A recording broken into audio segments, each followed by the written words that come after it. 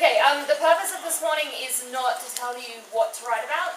I'm not going to stand here and give you a whole lot of ideas for what your short story should be for your creative response. It's basically a refresher about all of the aspects of this particular text type that you need to be thinking about if you are going to attempt it for your creative response. So some of it you will be extremely familiar with, and some of it is going to be ideas and activities that you can engage in order to get you writing in the right sort of descriptive way. And it's also about how to make sure that what you do write is specific to the creative response task, and you can link it to whatever your source text is, the play that you're studying in class. So, a few basics. You should be familiar with all of these terms. I've got them up on the board because you need to know what you're going to write about with regards to those 5 aspects of a short story before you begin. Okay, the worst thing you could possibly do for this assessment task is to just sit down and start writing. It's not going to be successful. You actually need to plan your story out beforehand. So you should have an idea of what your central plot is going to be, with particular focus on where the source of conflict is. With a short story, you can only have a simple plot and really only one moment of conflict or one particular aspect of conflict. Any more than that, you're not going to fit it into the word limit. You have to know what your setting is going to be and what the purpose of that setting is, because the setting should have a purpose. You need to think about what characters you're going to include. You need to think about what point of view you're going to write from, and most importantly, you need to make sure that you can articulate what your theme is, and that theme is easily linked to the play that you're studying. Either that, or you're dealing with the characters in different contexts, so you need to understand the characters. Guys, there's plenty of room up the front. Okay, none of this should be news to you. You should be familiar with the structure of a short story. You should be familiar with the structure of a short story and how you should be able to, how you can fit that into a pretty short space of time. Okay? The exposition is absolutely crucial, because all of the backstory that you don't have time to put in, you need to give as much information as the reader needs in that exposition. In terms of whether or not your story is interesting to read, you need to think about how to make sure that the action begins and has a sense of the reader wanting to know what's going to happen, how it's going to play out, and how it's resolved. You should be aiming to make the climax the most exciting part of the story. It should be the part of the story that your reader is trying to get to. The reason that your reader is reading the story. Okay? And then you should sort of have a fairly brief wrap-up moment. The worst short stories are the ones that are really unbalanced. So the ones where you spend the first, say, 70% of your word count really establishing, now if you guys were punctual, that's really unbalanced. You'll spend like 70% of the word count establishing character and establishing setting and really getting into it, and then you'll be like, oh well, I've got 400 words left, what am I going to do? And then you go rising action, climax, falling action really quick. And that's the reason why planning your stories out is a really good idea, because you can make sure that it's actually balanced properly. And a balanced story is easy for your reader to read, because they see the purpose of what they're going through, of what they're trying to get to. Okay, so use that as your guideline when you are actually working out what's going to happen in your story. And have an idea at what point in your word count you need to reach each moment, to stop you from messing around for most of the story on the exposition and then having to fit all of it into the back half. Okay? Alright, so there's some definitions if you need them. And that is a graphic to show you what you need to be aiming for. Now, what I just said about word count, try to think about it in terms of, alright, you've got 1,200 words, and this is how the structure of your story should look. So you could easily work out how many words each of those points needs to be. That's a really mathematical way of structuring your short story, and it might not work that way, successful, but if you know you're guilty of writing those unbalanced short stories, then maybe consider structuring it like that and actually working to a word count for each section. Okay, you need to consider where your conflict's going to be, because a short story needs a point of conflict. Generally, the conflict's going to be related to whatever theme you're trying to communicate or which characters you're trying to explore. But you do need to consider if it's going to be an internal conflict or an external conflict. By that, I'll show you a few examples. Okay? An internal conflict can be within a person, so maybe they're just struggling with some sort of decision within themselves and your story is an exploration of character. External conflict can be any sort of conflict with an outside force outside of that person, whether it be a conflict with nature or a conflict with another person. Alright? Okay, so a couple of examples. Character versus character. Hector and his best friend James are both trying for first prize in the school talent show. Character versus environment. Miguel gets caught in a blizzard and must find ways to stay warm until help arrives. Character versus situation. Cynthia battles City Hall to start a meal delivery service for seniors in her community. The second one's probably one that we don't really necessarily think of as conflict. That idea that you could be in conflict with the natural world, but it definitely is. So consider that if you're seeking a source of conflict in your story, it might actually come in an unusual place. Maybe don't go for the most obvious example. We're really accustomed to writing character versus character. Most films you need a bad guy, and so we're kind of trained to write stories like that. But consider what else you can do instead of just having that really simple good guy versus bad guy. Yeah. Alright. So, narrative techniques, things you can think about. Atmosphere. Atmosphere is the overall effect of the setting and the descriptive details. It should create an emotional response in the reader. Atmosphere can be used to develop the setting, but it can also develop the tone of your story. How do you want your story to feel? Keep in mind, a short story, you're probably only really going for one or two emotional feelings, emotional tones to your story. So think about how you can develop atmosphere in order to establish that. Okay? Suspense is really good in a short story. Suspense will keep your reader engaged and making sure they get to that conclusion. You might want to use foreshadowing. Foreshadowing is really difficult in a short story because you've got so short amount of time to develop your ideas. But you might want to hint about what's to come at the end of the story. A flashback. You might want to use a flashback to refer to something that's happened in the past. This is really useful in short stories because you don't have time to give your characters backstories. So maybe you have a moment of flashback that actually tells your reader a huge amount about your character without you having to explore that particular part of the story in detail.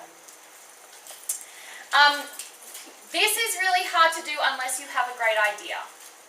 But personally, I really like short stories that have some sort of aspect of surprise at the end. And there are a lot of short story writers that think that that's necessary for a short story.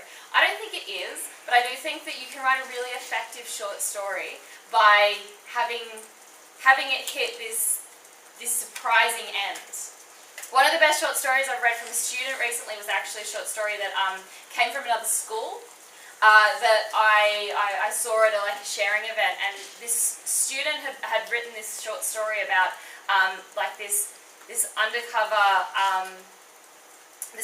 team off the coast of Scotland going in to abduct somebody, and it's very tense, and they were using all of these conventions of crime literature, and then they get the target of the abduction back onto the boat, and it's actually the Australian Football Association abducting Alex Ferguson so that he can coach the Australian football team.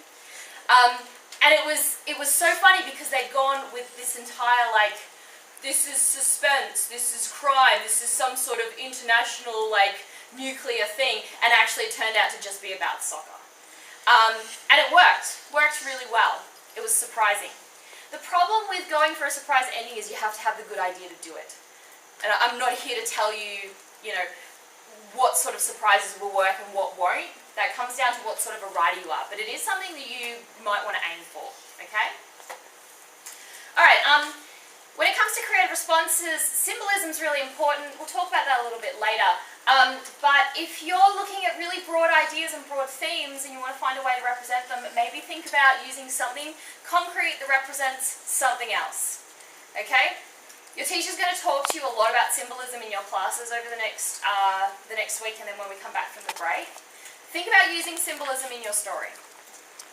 Okay, and this one's one of my favourites. It's a narrative technique. It's a Latin term called in medias res, and it means starting in the middle. And it's when you drop your audience right in the centre of something. There's clearly been events up to that point, and you might look at those in a flashback, or you might have the characters discuss them, but you do drop your audience right in the middle of the action, so they don't really have time to get bored. There's plenty of movies that begin in that way, particularly if they begin with a moment where like the main character's about to die or hanging off the edge of a cliff, and the character's like, you might wonder how I got here. That's really cliched and clunky, but it's that sort of dropping you right in the middle of it and then going back and looking at what's led up to it. Or you don't even have to go back. You can just mention what's happened and you're there just for the exciting part of the story. Okay? With short stories, because you've got such a small amount of time to get to it, maybe only have the backstory appear through discussions of what characters have said has happened previously and just get straight to the meat of it. Okay, so things to think about with your setting. Make sure you have an idea of when and where your story is. And do a little bit of research. If you're writing about a time and a place that is not right now, that is not what you know, do a little bit of research so that it feels accurate, so it feels credible, so it feels authentic. There's a whole lot of things there to consider. You can't do all of it in a short story, so you might want to decide what's going to be most important. So maybe you establish the place, and then the story that you're looking at, the idea of customs is really important. The way of life of these particular people, and the expectations or the interactions in their social environment. Okay? Maybe you spend time establishing what the physical environment is and then what the customs of the people are like. Maybe you're going to spend time on the weather because the weather is actually going to symbolize something else. You can't do it all, but choose the aspects that you think will make your story come to life, feel accurate. And use the setting for a particular purpose. Don't just pick a random setting because that's what you thought about. Try to use something that will actually further your story in a particular way. Okay, if you miss any of this, I will put the PowerPoint up on the Schoology, okay? Alright, so in order to use the setting to further your story, here's the things that you could use it for, instead of just picking a random setting. Maybe pick a setting that establishes mood and atmosphere, emotional tone. If you spend a lot of time making sure that it feels authentic, then your story is actually going to seem credible. It will seem real. You might want to use the setting as the source of the conflict or the struggle, and to kill two birds with one stone. Or you can use the setting to symbolize a particular idea. Okay? If you really are keen on working with symbolism, then using the setting to symbolize something might work. So maybe you're going to use the setting of a school to symbolize the justice system and draw parallels between how schools work and how the justice system works. You know, maybe you take the setting that's in your play and you find a different setting, but make sure that those two settings have comparisons between each other that you can make in the rationale. Alright, so in order to make sure that the setting feels accurate, that your reader buys that they're really there, use sensory details. And don't just limit it to the obvious ones. Don't just limit it to sight.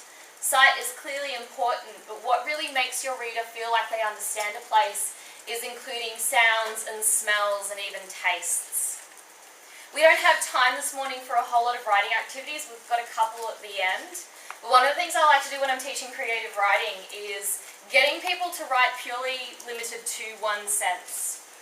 So I think some of the ones that I've used in the past are describing a bushfire purely through taste, or describing a sports stadium just through the sounds. Now, I'm not saying write like that for your whole short story, but those sorts of activities remind you of the fact that there are senses to be spoken about that aren't just sight. There's a lot of depth and a lot of realism to be found by talking about taste and sounds, okay? And I mean, even the physical sensation of touching stuff. Okay, characters. In a short story, you might only have a protagonist and supporting characters. If you're going to go character versus character conflict, then you're going to need an antagonist. But try not to get too ambitious. You don't have a lot of words. Every character needs to serve a purpose. If there's no real purpose for them to be there, then cut them out. Alright? And your protagonist should be the character that you spend the most time developing. Now, consider, you might have minor characters that are there. A foil character is a character who serves a purpose for the main character in some sense. They need somebody to interact with in some sort of context. You know, a stock character, you need to avoid characters that are very typical and cliched. We tend to refer to them as stock characters. When we talk about character development, what we're going for is round characters or dynamic characters and not flat characters. So what these words mean are round characters are people who are developed enough that they actually feel like they could exist. Flat characters are one-dimensional. Think about cartoon villains. Okay, it's not like there's a huge amount of depth in their emotional life. It's not like Warner Brothers spent a huge amount of time establishing the deep existential crisis that Wile E. Coyote is going through while he's chasing Roadrunner. Okay, he just wants to eat Roadrunner. That's a flat character. I mean, he's great, he's hilarious, but there's not a lot of character development there. Unless you go to like the ones where they, tries to make friends with him and then, anyway. Dynamic characters are really, really difficult in short stories because dynamic characters undergo change as a result of what happens to them. And not a lot can happen to them in the short story. So if you're aiming for that, you need to think about how you can fit in character development within a short space of time. What's the change that you want to see your character go through? Alright, so static characters just don't change. You want to avoid this unless they need to not change for a reason. Okay, so when we talk about characterization, we're talking about how the author reveals what they're like and then how they change throughout the story. So how do we learn about a character's personality? You guys will be doing a lot on characterization through dialogue because we're studying plays, so most of the information that we have is just through how the characters talk to each other and what they say. Okay, and I want you to think about how you learn about what the characters are like through that dialogue. So there's two ways that you can develop character. There's direct presentation, which is where the author tells the reader exactly what the character is like. Okay? And then there's indirect presentation. The author reveals a character through a physical description, their thoughts and actions, as well as the thoughts and actions of other characters in the story, which is something that we refer to as showing, not telling. Okay? So this is just telling. Jenny was incredibly cranky most of the time. Showing would be our first few interactions with Jenny demonstrate that she's cranky. And we come to understand that, but the author hasn't explicitly told us.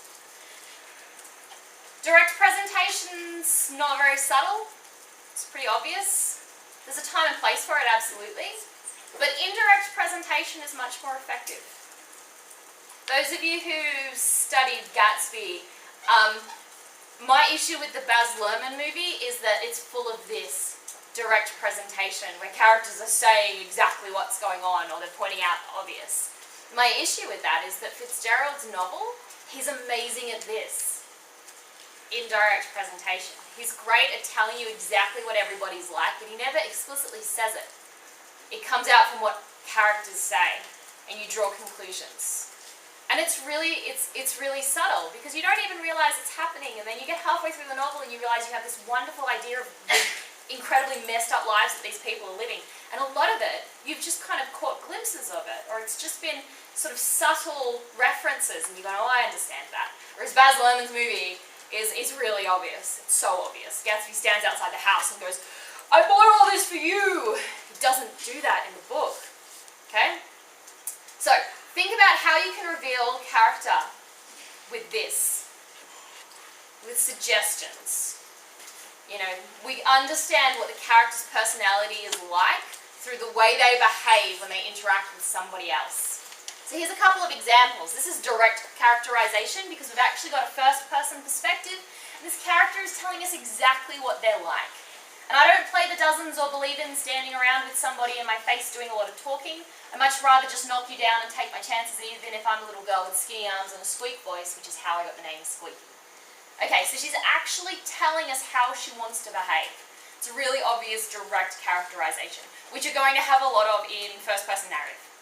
Okay, so if you're choosing to write in first-person narrative, then think about, what do I want my character to actually tell the reader? Okay, Hunger Games is really big on this. Katniss talks a lot about how she's feeling.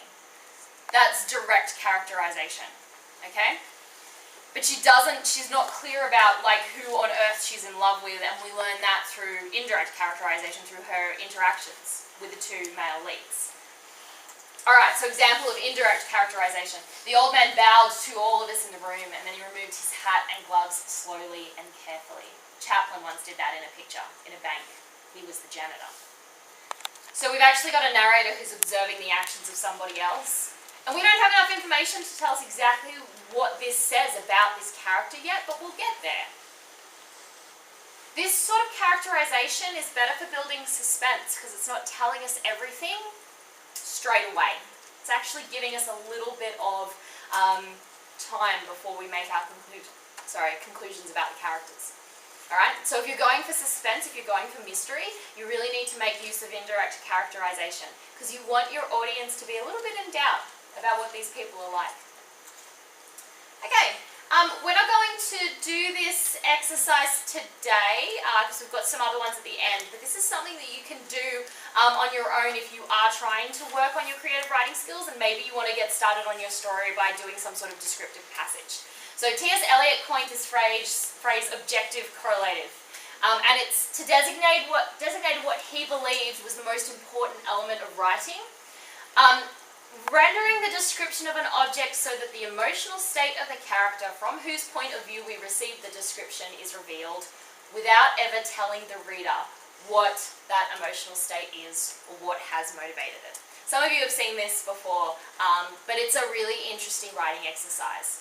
So the idea is, I'm narrating, it can be first person, maybe I'm narrating my own life, and the way I am looking at something and the way I am describing that something should tell you how I'm feeling or what's going on with me, okay? So perhaps I'm having the worst day in the world and my dog's just died, but it also happens to be my birthday, and I come into work and somebody's baked me a birthday cake. The idea of this is trying to communicate the sadness I'm feeling about my dog just dying purely through how I'm viewing that staff room and that birthday cake. I want you to think about how you interact with the world when something's going on within you. And it's all about not saying what's happening, but communicating the emotion. So here's the example if you want to try it. A middle-aged man is waiting at a bus stop. He's just learned that his son has died in horrible and violent circumstances. So, you would try to describe the setting from the man's point of view. And you could do this in first-person perspective, or you could do it in third-person perspective. But the third-person perspective would need access to his inner thoughts. So you describe him standing on this street at this bus stop without telling the reader about this. Don't say his son has just died horribly, okay? What you're focusing on is, how does the man see the world if you know that this has happened? It might be that you want to communicate his grief, and the audience will find out about this eventually. But it's a much more interesting story if we see this man interacting with this world, with the world, with such grief, and we don't actually know exactly what's caused it. Movies do this to us all the time when you get a sense that something's happened to a character and you want to know what it is because someone's got a tragic backstory, and it actually leaves you a little while before you find out what that backstory is. But waiting to find out what the backstory is, that's why the reader keeps reading, because they want to know. Okay, so a few things you can ask yourself if you're going to try this. How's the street going to look? What does he notice in terms of the sounds and the smells and the colours? Okay, what do his clothes feel like? What do the people who are around him look like? Okay, it's a really interesting exercise to write about the world from this person's perspective without mentioning why he's so devastated. You know, think about how much you can communicate without saying it. Because that's a really interesting way to try and run. And if you want to build up suspense towards a surprise conclusion, then make sure that whatever the character is living with, you have that in mind as you are describing the world from their perspective, even if the reader doesn't find out until later on. Okay? It's that sense of waiting until you've got all of the information. So you can try that if you want. Okay, so we talked about this a little bit. Two different types of character. You are aiming for round characters, fully developed characters who might exist in real life. They feel like they could exist. Now keep in mind, short stories, not a lot of time. It's hard to make sure that your character has different dimensions. Okay? And keep in mind some of the characters that you write will be flat characters because it's a short story and we just don't have time. But your protagonist should be somebody who seems like they could actually exist. Okay? Instead of a cartoon character. Okay, I think we'll skip through this. Those are some of the things you can think about in order to make sure that your character is someone who feels like they could exist. Their background and their personal history, what sort of relationships they have with the people around them. And this one's important. What's their motivation? What's their purpose? You know, what are they doing? These are the things that you could do to try and make sure your character's round. Not all of them. You probably don't have time to do all of them. Maybe pick 3 that are really important. Okay. Alright, so you've got to choose point of view. I'm not going to talk about second person point of view. It's a challenging point of view to write in. It can be very useful for particular purposes. If you want to talk about it, then come and see me afterwards. But generally you need to choose if you're going to write from a first person perspective or a third person perspective. Okay? Do you need to be within someone's thoughts and having them narrate for the story to be revealed properly, or can you do it from a third person perspective? Whichever point of view you choose, make sure that you've made a decision why you've picked that. You know, why do you need first person perspective for this particular story? Okay, and then there's the different types of third person. If you want to look at those and have a chat about them, let me know. But otherwise you just need to think about what information does the narrator have access to. Okay? Can they see inside everybody's thoughts, or can they only see inside the protagonist's thoughts and not everybody else's thoughts? Okay, theme. This is absolutely crucial for your creative response because most of you will actually be picking a theme from your play and choosing to explore that theme in your own short story. Okay? So, you need to have an idea of what it's going to be. What do you want to write about? So our clear definition is it's a central message, idea, concern, or insight into life that is expressed through a literary work. That's what a theme is. It can be really, really general, but it actually helps if you can narrow it down a little bit. I'll talk about that in a sec. You can use a variety of story elements to contribute to the development of theme. The characters should contribute to the development of theme. The setting can contribute to the development of theme. Your choice of conflict should work in conjunction with the theme that you are exploring. Okay? It all has to link together. Alright. Now when I say major themes of the play, you're going to end up with really generic terms. The Removalists is about corruption. The Crucible is about manipulation. The Importance of Being Earnest is about the importance of appearance. What other plays are you guys doing? Pygmalion is also about appearance versus the reality of someone's experience. Pygmalion is also about making assumptions about people and generalizing. Those are really, really broad ideas, super broad ideas. So, in order to help you, narrowing it down is actually much more useful. So you know exactly what you're trying to say about the theme. So what do I mean by this? I mean, instead of saying, well, the removalist is about the abuse of power, so I'm going to explore the abuse of power, try to come up with something slightly more specific so you know what your focus is going to be. So I've got two examples there. So you could try exploring how it feels to be the person who is helpless and being punished with somebody else who is abusing the power. So your focus would be what it's like when you come up against someone who is in power and abusing that power. And that sense of not being able to do anything. If you're going to make links to the play, then talk about Kenny. Kenny is a scumbag, but he is totally being dominated by these police officers who are abusing their power, and he cannot do anything about it because they're the ones with the handcuffs and they're the ones with the legal right to arrest him. Okay? So maybe you want to explore what it's like to feel completely helpless because someone else is doing the wrong thing, but they can get away with it because of their position. Okay? Another way you might want to do it is you might want to look at the reasons why someone in power chooses to use that power to take advantage of others. Okay? Why do people become corrupt? Why do they choose to use their position in order to exploit other people?